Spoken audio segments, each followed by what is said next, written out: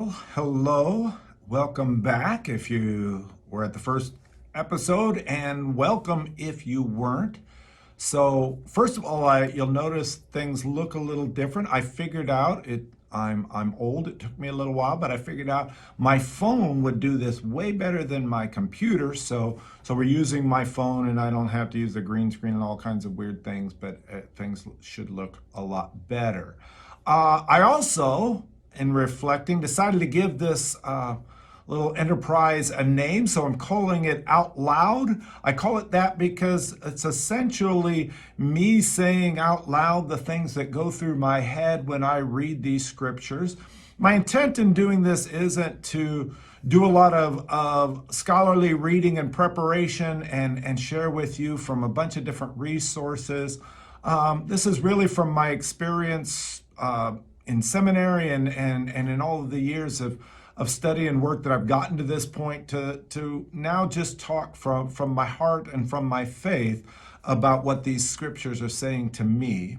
So we're working in the first letter of John, First John, and we did the first four verses last week. So we're going to begin, and we're just going to look at about three verses today, just from the first chapter, verses 5 through 7, and they read, "This is the message that we have heard from him and announced to you.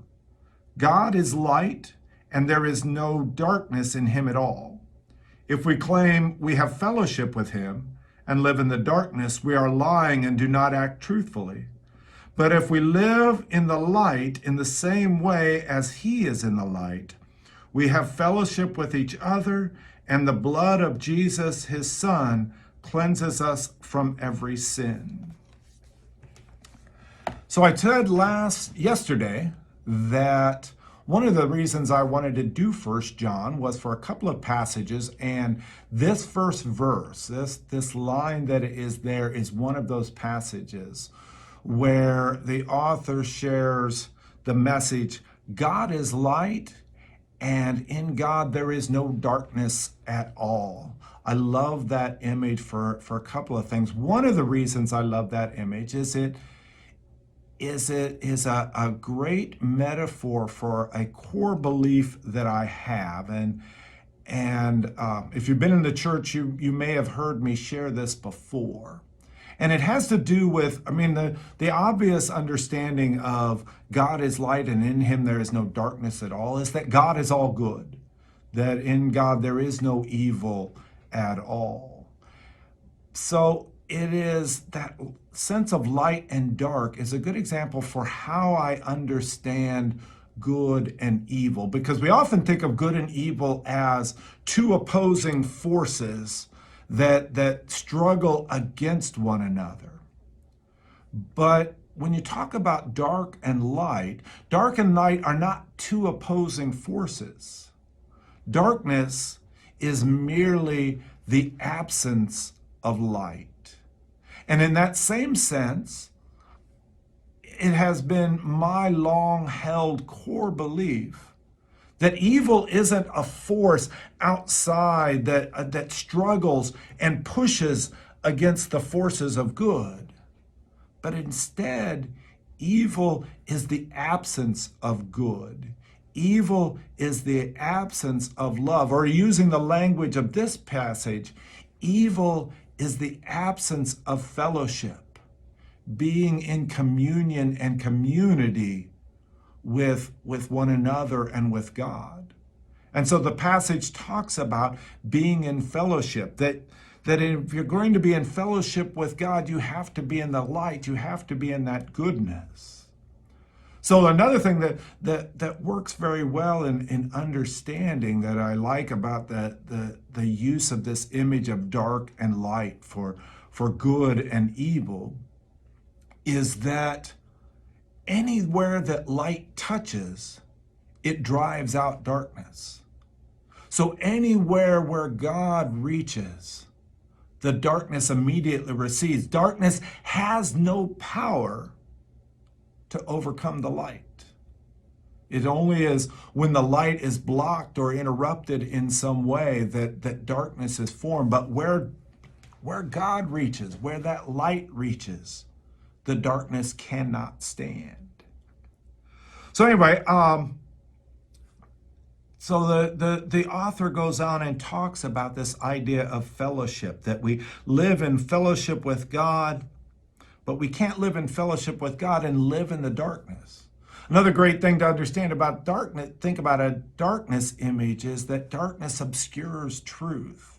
Darkness obscures a clear understanding. That's also been a long-held understanding of what is unique about God versus us, the created beings, is that God has a clear understanding and sees all and understands all. I think that's one of the things that allows God to forgive in a way that we are incapable of, because God understands how we got to the places that we got, how we found ourselves dwelling in that darkness.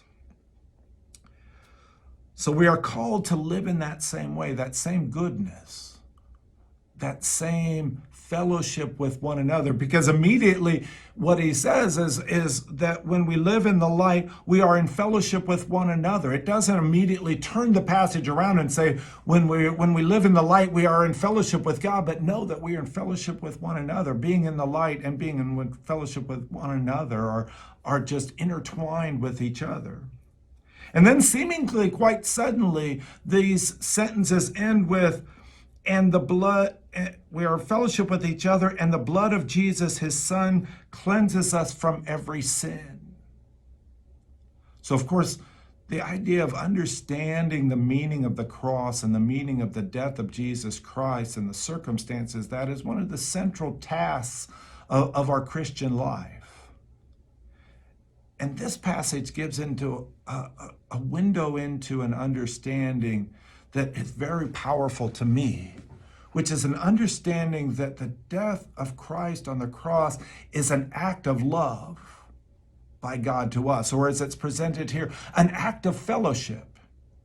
It's not some sort of mathematical formula about wiping away our debt.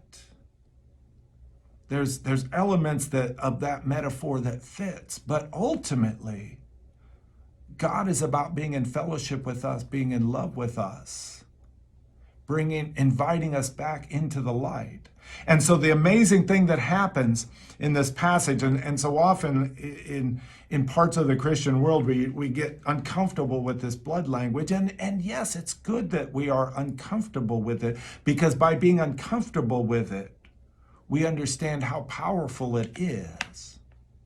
And the beautiful thing about this is that God was able to take something that was the ultimate expression of us, of our darkness, of our breaking fellowship with Jesus. The ultimate way that we can break fellowship with someone else is to destroy them. And that's what we decided to do with Jesus, is destroy him. And God takes that, turns it around, shines that light in that darkness, and turns that into the ultimate invitation from God for us to be back in fellowship with God and in fellowship with one another. Thank you for listening.